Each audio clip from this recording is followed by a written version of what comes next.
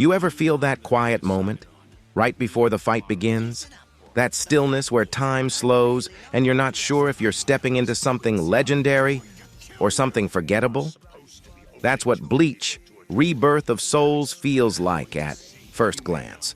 Another anime game, another arena fighter, the kind of title you scroll past, thinking you've seen it all before. Big names, flashy trailers, shallow punches, the curse of the license tie-in. But then, something shifts. You land. Your first counter. You dodge with a sliver of health. The music surges and suddenly you're in it. Not watching, not waiting, fighting. And you start to wonder, was I wrong about this game? This isn't just about nostalgia. It's not even about BLEACH. It's about a game that dares to punch above its weight, while dragging the weight of its genre behind it.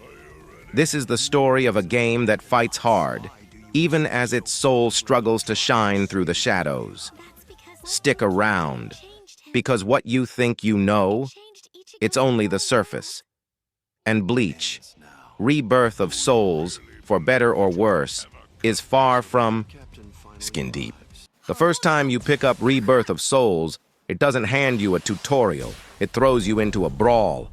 You blink, and Ichigo is already flash-stepping across the arena, blades clash mid-air, and for a moment, your instincts take over. This isn't a game that waits for you to learn. It demands that you adapt. Combat in Rebirth of Souls is fast, kinetic, and unapologetically brutal. Light and heavy attacks weave together into short, crunchy combos that reward spacing and timing more than raw button mashing. But what really makes it sing is the stock system, a mechanic that turns every fight into a tactical chess match with swords. Knockouts aren't about draining health bars. They're about strategically reducing your opponent's limited lives, with heavier hits taking more stocks if you catch them slipping. And here's the kicker. No lead feels safe. You can be 2 lives up, get cocky, and one perfectly timed counter later. You're dangling by a thread. Every moment, you're dancing on a knife's edge. It's a rare thing. A licensed anime fighter that actually feels like a fighting game. Not just flash, but flow. Not just spectacle, but stakes. Whether you're a BLEACH fan or not, when that final stock comes down to a single swing, you will care, and that's when the game hooks you. In most anime fighters, a big roster usually means 10 versions of the same character wearing different coats.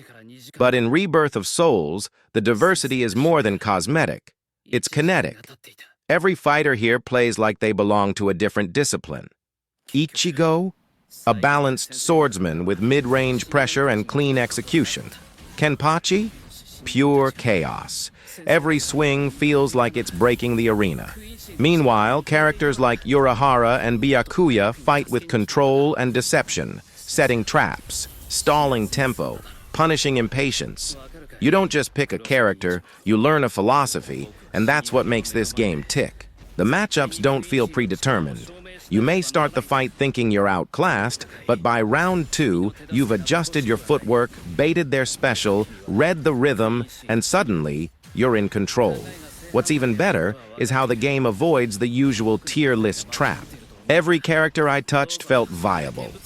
Sure, some matchups hit harder than expected, but never unfair. The design encourages adaptation over exploitation. Victory feels earned, not handed out. It's the kind of balance that makes you want to try everyone, not because you have to, but because each one offers a new way to fight, a new way to think. And in a world of cloned arena brawlers, that's rare air. And then, the fight ends. The screen fades, and what you're left with is silence. The story mode in Rebirth of Souls doesn't just miss, it forgets to load the punch. For a game based on one of the most emotionally charged shonen series of all time, this should have been where the soul truly came alive. Instead, it barely breathes. The narrative is told through static character portraits, frozen mid-sentence, talking over sparse backgrounds like it's a budget visual novel from 2004. Moments that once hit like a freight train in the anime, Ichigo's inner turmoil, the weight of the Soul Society, the betrayal arcs. They all land here with the emotional weight of a blank stare. And the voice acting? Let's just say the English dub tries, but often feels like it's reading a recap, not living a story. Apart from Johnny Yong Bosch, who still is Ichigo, most performances sound awkward, detached. There's no urgency, no fear, no spark. It hurts because the story of Bleach deserves better. Story modes in anime games can be powerful gateways. Just ask any fan who first discovered Dragon Ball through Budokai Tenkaichi or Legacy of Goku. But here, there's no gateway, just a locked door. This could have been the moment to reignite old fans and welcome new ones. Instead, it leaves both wondering what could have been. If combat is the heart of Rebirth of Souls, then presentation is its face, and unfortunately, that face is often blank. Let's start with the voice work. Yes, there's an English dub, and yes, it's a rarity these days, but it's also a double-edged sword. Outside of Johnny Yong Bosch, who delivers a performance that feels like slipping back into your favorite hoodie, most of the English cast sounds like they were reading lines from across the room. There's a hollow disconnect, no pun intended, between the stakes of the moment and how they're delivered. Dialogues meant to crackle with tension feel like small talk in an empty hallway. Switching to Japanese audio helps somewhat. The delivery gains more emotional range, but the underlying issues remain. Stiff cutscenes, lifeless pacing, and transitions that feel like afterthoughts.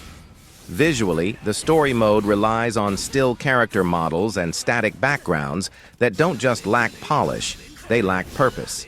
It's not about needing next-gen fidelity. It's about direction. Emotional beats need space to breathe. Action. Scenes need rhythm.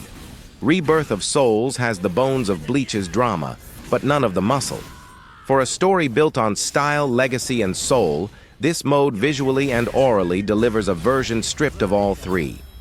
At its best, Bleach, Rebirth of Souls is a fighter that earns your respect, not because it nails every detail, but because it refuses to quit swinging. The core combat is sharp, satisfying, and rich with tactical depth. It rewards patience without punishing aggression and gives you a toolbox, not just a flashy moveset. Whether you're a seasoned fighting game fan or someone just chasing their favorite anime dream matchups, there's something here that clicks. You feel every dodge, every comeback, every finish. That's real design, not just fan service. But outside the ring, the game drops its guard. Story mode is a low-effort echo of Bleach's emotional highs. Presentation feels unfinished, like the developers poured their souls into the fight system and ran out of time or budget everywhere else. The lack of polish in narrative pacing, visuals, and voice acting leaves the experience feeling uneven. It's like being served a 5-star entree on a paper plate, and yet there's something resilient here. This isn't just another soulless anime cash grab. There's intent. There's potential. You can see it struggling to break free from genre expectations and low production constraints. It's not the definitive Bleach game, but it's one of the few that truly tried to be, and that still counts for something. So here we are, Bleach, Rebirth of Souls. A game caught in the clash between ambition and limitation. It's not the triumphant return fans dreamed of, but it is something rare. A licensed anime game with real teeth, real effort, and real moments of greatness. Yes, it stumbles hard when it tries to tell its story. Yes, the presentation feels like it's trapped in a budget tomb. But when you're locked in a final stock battle, down to your last sliver of health, and the music kicks in, you remember why you love games like this, why you love Bleach, and maybe, just maybe, this is a necessary first step. Maybe it's not about perfection, but progression. About proving there's still fire left in this franchise, and that fans deserve a game that reflects the weight of its world. So let me ask you this. What was your first Bleach game? Did you grow up with Blade Battlers, Soul Resurrección, or maybe you're jumping in fresh with this one? What would your dream Bleach game look like? Drop your thoughts in the comments. Let's reminisce, dream, and maybe, just maybe, spark the future this series deserves. If you enjoyed this breakdown, consider hitting that sub button. Until next time, stay sharp, stay soulful, and keep fighting.